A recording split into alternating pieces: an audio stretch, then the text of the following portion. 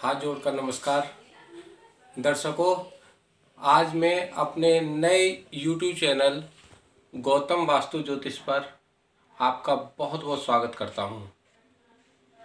दोस्तों, इस चैनल को मेरा बनाने का उद्देश्य है आपके अंदर जो ज्योतिष संबंधी भ्रांतियां हैं उनको एकदम से दूर करना और ज्योतिष संबंधी जानकारी जो आपको बहुत ज़्यादा लाभ पहुंचा सके उस तरह की जानकारी सटीक और सरल भाषा में आपको देना। आज मैं आपको एक बहुत ही पॉपुलर, बहुत ही चर्चित और बहुत ज़्यादा भ्रमित करने वाला जो टॉपिक है मंगली, उस पर एक बहुत सटीक और सरल भाषा में आपको जानकारी दूंगा जो आपके लिए बिल्कुल क्लियर कर देगी कि मंगली का भ्रम आप बिल्कुल न पालें। और मंगली जो शब्द है वो कोई डराने वाला नहीं है। मंगली केवल 5 प्रकार से बनता है और कई प्रकार से खत्म होता है, जबकि लोग बस कि मंगल को देखा, मंगली बता दिया और लोगों को भ्रम में डाल दिया। लोग असमंजस में हो गए, लोग परेशान हो गए कि भाई हम तो मंगली हैं या हमारा बच्चा मंगली है या हमारी बेटी मंगली है, जबकि ऐसा नहीं है। मंगली 50 प्रकार से खत्म होता है। आज की वीडियो में मैं आपको यही दिखाऊंगा कि मंगली दोष किस प्रकार से समाप्त होता है और इसका भ्रम आप बिल्कुल भी ना रखें। तो आइए शुरू करते हैं आज का अपना ये वीडियो।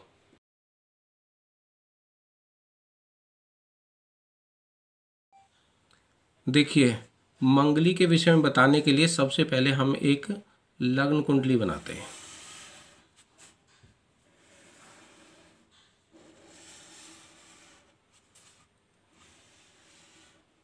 ये हो गई हमारी जन्मपत्री की लग्न कुंडली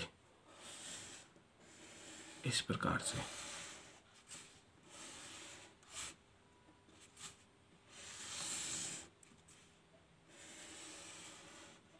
ठीक, अच्छा, ये हमारी इसे बोलते हैं लग्न। और लग्न से जब हम इनको सारे खानों को गिनेंगे तो ये प्रथम भाव होता है, इसे पहला भाव बोलते हैं। इसको हम इसलिए फर्स्ट लिख देते हैं, फर्स्ट लिख रहे हैं। और इसको लिखेंगे सेकंड, ये दूसरा भाव है। और इसको लिखेंगे थर्ड, ये तीसरा भाव है। इसको लिखेंगे फोर्थ, ये चौथा भाव है। ये फिफ्थ, ये 5वां भाव हो गया। ये 6, ये 6ठा भाव हो गया। और ये 7th, ये 7वां भाव हो गया। और ये 8th, ये 8वां भाव हो गया। इसे 8वां घर, 8वां भाव बोलते हैं। और ये 9th, ये 9वां घर हो गया। और ये 10th, ये 10वां घर हो गया। ये 11th, ये 11वां घर हो गया। और ये 12th, ये 12वां घर हो गया। इस तरीके से हमारे 12 घर होते हैं कुंडली में। अब मंगली होता क्या है? मंगल यदि हमारे 5 स्थानों पर बैठता है, 5 स्थान कौन कौन से? एक यहाँ, अगर यहाँ पहले स्थान में मंगल बैठ जाता है तो मंगली कुंडली मानी जाती है, अगर मंगल यहाँ बैठता है। दूसरा, यदि हमारा मंगल 1 और 4, चौथे में भी मंगल बैठता है, यहाँ भी मंगल होता है, तब भी मंगली की कुंडली मानी जाती है। इनको जो भी पंडित लोग हैं सभी मंगली बताते हैं। इसके अलावा 7 में यदि यहाँ भी मंगल होता है तब भी मंगली होता है। ध्यान रखना कि कहीं भी किसी भी कुंडली में कोई गिनती लिखी होती है, वो गिनती स्थान नहीं होती है। मान लीजिए कि यहाँ पे कोई गिनती लिखी हुई है, यहाँ पे 6 गिनती भी हो सकती है, यहाँ 7 गिनती हो सकती है, तो ये 6ठा घर और 7वां घर नहीं माना जाएगा। इसी तरीके से अगर हम इसी क्रम में गिनती लिख दें तो ये राशियाँ होती हैं, 6, 7, 8, 9, ऐसे ही हम यहाँ पूरी गिनतियाँ लिखेंगे तो ये राशियाँ हैं, ये घर नहीं हैं जो गिनती लिखी होती हैं। इसीलिए मैंने रोमन में लिखा है। और इसको हम पहला घर भी बोल सकते हैं, फर्स्ट भी बोल सकते हैं, एक ही बात है। ये मेन बात है समझने की। कुछ लोग इसमें क्या करते हैं कि इसको ही कहीं पहली गिनती लिखी हुई है तो उसे पहला घर मान लेते हैं, जबकि ऐसा नहीं होता है। वो पहली राशि होती है, मेष राशि होती है। ठीक है, तो ऐसे अब ये मंगली, अगर यहाँ मंगल है पहले घर में तो मंगली माना जाता है, चौथे में माना जाता है, और ये 7वें में माना जाता है, 8वें में भी मंगली मानी जाती है। कोई भी कुंडली है 8वें में मंगल होता है तब भी मंगली मानते हैं, और 12वें में, ये 12वां घर है, यहाँ भी मंगल होता है तो मंगली मानी जाती है।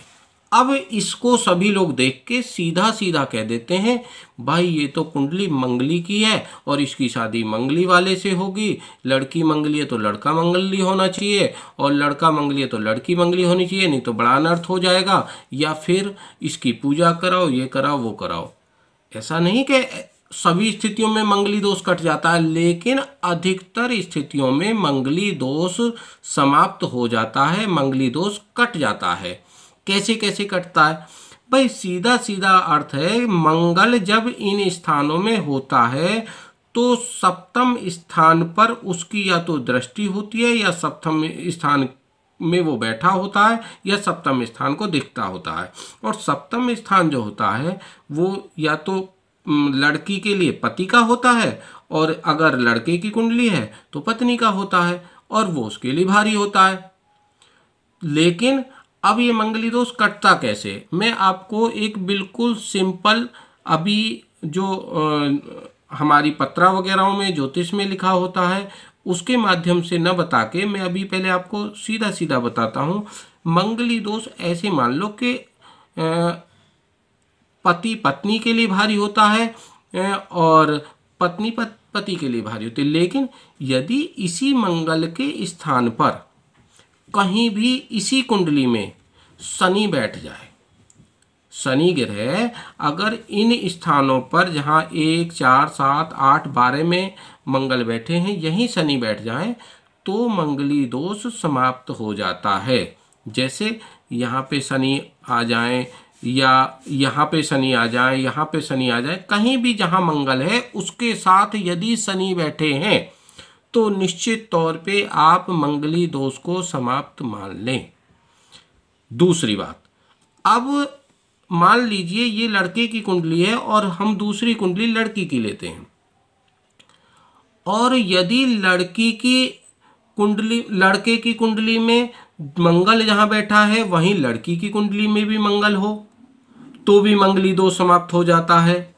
यदि लड़के की कुंडली में मंगल बैठा है और लड़की की कुंडली में उस जगह शनि बैठा है तब भी मंगली दोष समाप्त हो जाता है।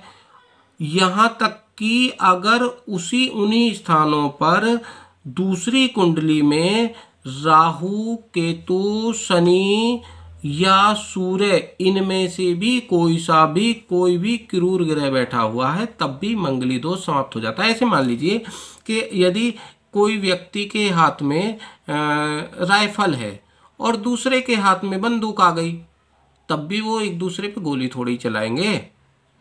सेम वो वाली कंडीशन है कि उसकी पावर को दूसरा ग्रह, जो क्रूर ग्रह है, वो उसकी पावर को समाप्त कर देता है और वो मंगली दोष नगण्य हो जाता है, ना के समान हो जाता है। खैर, अभी हम दूसरी वाली कुंडली पे न जाके पहले हम एक ही कुंडली में मंगली दोष कैसे कैसे समाप्त होता है वो बता रहे हैं। एक तो मंगली दोष शनि के द्वारा समाप्त होता है, जैसे मंगल जहां भी बैठा है अगर वहीं शनि बैठ जाएगा उसके साथ तो मंगली दोष समाप्त हो जाएगा। दूसरी बात, यदि मंगल कहीं भी मंगल किसी भी स्थान में, इन पांचों स्थानों में जहां भी बैठा हुआ है, मंगल के साथ गिनती आ जाती है एक गिनती का मतलब मंगल मेष राशि का हो जाता है।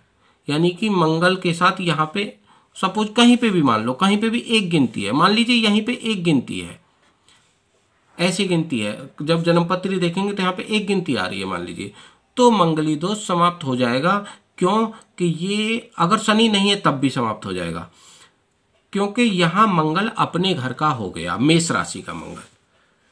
अच्छा, अगर मंगल कहीं भी बैठा है इन्हीं स्थानों पर तब भी मंगली दोष हम कैसे समाप्त कर सकते हैं कि अगर मंगल एक की बजाय आठ गिनती में बैठा है, जैसे मान लीजिए यहाँ 8 गिनती हो, तो भी मंगली दोष समाप्त हो जाएगा। 8 गिनती का मतलब हो गया ये वृश्चिक राशि का होना, तो भी मंगली दोष समाप्त हो गया।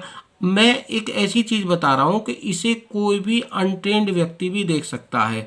अगर मंगल वाले घर में 8 गिनती लिखी हो, 1 गिनती लिखी हो, 10 गिनती लिखी हो, 10 गिनती का मतलब हो गया मकर, 10 गिनती का मतलब मकर, मकर का मंगल, मकर का मंगल मतलब उच्च का मंगल। अगर उच्च का मंगल होता है तब भी मंगली दोष समाप्त हो जाता है।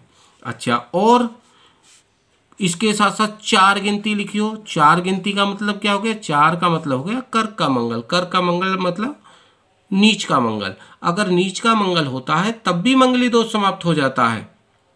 क्यों? मंगल की पावर कम हो जाती है।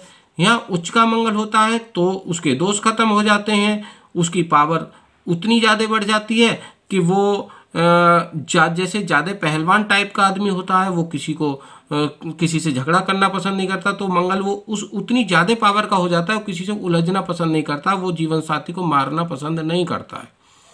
अच्छा, इसके अलावा मंगल के साथ कहीं गुरु बैठ जाए, जैसे मान लो यही मान लेते हैं कि मंगल के साथ गुरु बैठ गए, तब भी मंगली दोष समाप्त हो जाता है। कैसे हो जाता है? कहीं भी मंगल के साथ मंगली बना रहे मंगल और उसके साथ गुरु बैठ जाए तब भी मंगली दोष समाप्त हो जाता है। कैसे हो जाता है? मान लो मंगली एक ऊधमी बच्चा है और गुरु एक टीचर है, अगर टीचर उसके साथ बैठ गए तो क्या टीचर और एक ऊधमी बच्चा बैठे तो वो बच्चा दंगल करेगा? नहीं करेगा। इस तरीके से भी मंगली दोष समाप्त हो जाता है। और मंगल के साथ यदि कहीं भी चंद्रमा की युति हो, मानो चंद्रमा बैठ गए मंगल के साथ में, कहीं भी बैठ गए, यहाँ बैठ जाए, यहाँ बैठ जाए, कहीं भी बैठ जाए, मंगल के साथ कहीं भी चंद्रमा बैठ जाए, तब भी मंगली दोष समाप्त हो जाता है। और यदि मंगल पे, ये तो पूरी तरह से समाप्त करने वाली स्थिति मैंने आपको बता दी। एक और मंगली दोष का समाप्त होने का तरीका है, यदि मंगल कि ये स्थिति, तो ये परमानेंट मंगली दोष समाप्त करती हैं, लेकिन बहुत तरीके से मंगल नगण्य हो जाता है, यानी कि वो अपना कोई नेगेटिव इफेक्ट नहीं देता है, फिर भी उसे कुछ ज्योतिषी ये कह देते हैं नहीं जी यहाँ पूरी तरह से मंगल नहीं कट रहा है या कुछ। लेकिन मैं उन स्थितियों को भी बता देता हूँ जहाँ मंगल फाइनली मंगली समाप्त न होके लेकिन मंगली दोष अपना इफेक्ट नहीं देता है। वो कौन कौन सा होता है कि मंगल पे किसी भी शुभ ग्रह की दृष्टि हो, जैसे शुक्र की दृष्टि हो, मंगल पे गुरु की दृष्टि हो, मंगल पे चंद्रमा की दृष्टि हो। ये आपकी समझ में नहीं आएगा लेकिन मैं आपको बता रहा हूँ, तब भी मंगली दोष समाप्त हो जाता है। और इसके अलावा जो मैंने जिस तरीके से इस कुंडली में बताया मंगली दोष समाप्त होने के तरीके, उसी तरीके से यदि जीवन साथी की कुंडली में भी इसी तरह के योग हों तो वहाँ भी मंगली दोष या तो पूरी तरह से समाप्त हो जाता है या मंगली दोष में न्यूनता आ जाती है। वो दोनों की कुंडली को मिलाने पे निर्भर करता है। तो इस प्रकार से जहाँ तक मैं समझता हूँ बहुत हद तक आपके मंगली दोष संबंधी जो भ्रांतियाँ हैं वो समाप्त हुई होंगी। और यदि आपको कोई कन्फ्यूजन है तो आप मेरे से कमेंट बॉक्स में पूछ सकते हैं और मैं समझता हूँ आपके ये जो मंगली का भ्रम है वो समाप्त हो गया होगा। और मंगली का भ्रम कोई ऐसा नहीं है कि मंगली के कारण कुछ बहुत ज़्यादा अहित होता हो। मंगली का मतलब होता है केवल जो ग्रस्त सुख है उसको कम करना। माध्यम कुछ भी हो सकता है, लोग अलग रह सकते हैं या दूर दूर रह सकते हैं या किसी कारण से उनके वैचारिक मतभेद हो सकते हैं, बहुत सारे कारण होते हैं। एक और मैं बता दूं मंगली दोष को समाप्त होने का बहुत साधारण सा वो है, उससे भी बहुत हद तक मंगली नगण्य हो जाता है। जैसे कि अगर 25 गुण से अधिक मिलते हैं किसी कुंडली में तब भी मंगली दोष नगण्य हो जाता है। या किसी बच्चे की एज काफ़ी हो जाए, जैसे किसी बच्चे की लड़के की या लड़की की एज 27-28 साल से ऊपर हो जाती है तब भी मंगली दोष कम असरकारक होता है। क्यों कि उस उम्र में जाके तो ये मान लीजिए कि उसने वैधव्य तो वैसे ही काट लिया। अगर किसी की 27-28 साल की उम्र हो जाती है तो पहले ज़माने में शादियां 10 साल में, 12 साल में, 15 साल में, 14 साल में ऐसे हुआ करती थी, फिर 18-20 साल में होने लगी, अब 25-30 साल में होने लगी। तो जैसे अब लड़की कोई ले लेते हैं तो कन्या की जो संज्ञा है वो 10 साल तक मानी जाती है।